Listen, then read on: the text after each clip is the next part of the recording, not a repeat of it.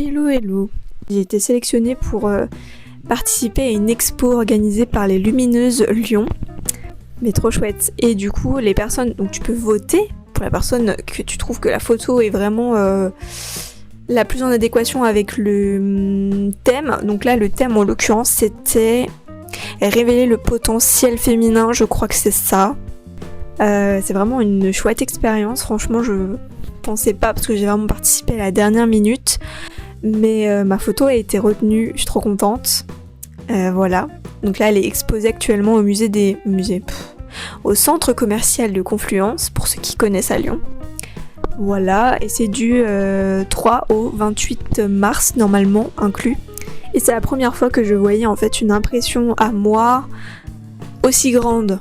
Et c'est là où je me rends compte que la qualité est incroyable, puisque je n'ai aucun grain. Le flou voulu de la photo est bien présent, mais il n'y a pas de flou. Et moi j'ai choisi une photo que j'ai réalisée avec Vic pour un projet personnel qui me tient beaucoup à cœur. C'est un projet en fait sur les cartes de divination. Et j'ai choisi le soleil. Parce qu'il faut savoir que moi je suis beaucoup attirée par les astres, notamment la lune. Vraiment la lune, c'est... Le projet a exactement été comme dans ma tête, même encore mieux. Et du coup là le soleil, vraiment je voyais Vic. C'était Vic, je voyais personne d'autre. Vive les femmes quoi. Cette conclusion...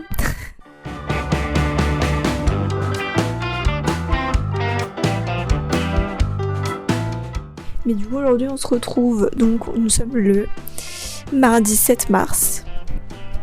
Il est bientôt 15h déjà. Je vous prends un petit peu tard mais j'ai eu pas mal de choses à faire ce matin.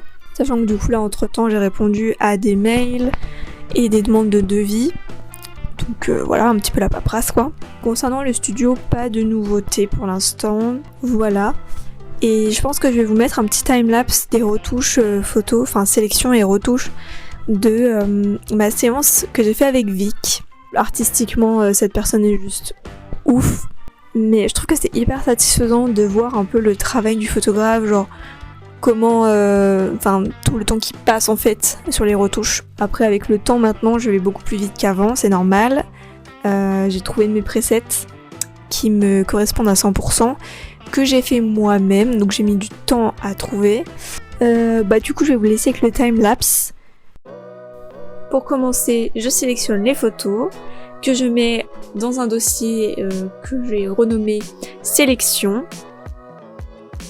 Par la suite, je les importe dans le logiciel Adobe Lightroom et je procède après aux retouches. Je retouche la lumière, je retouche ma modèle et tout le reste.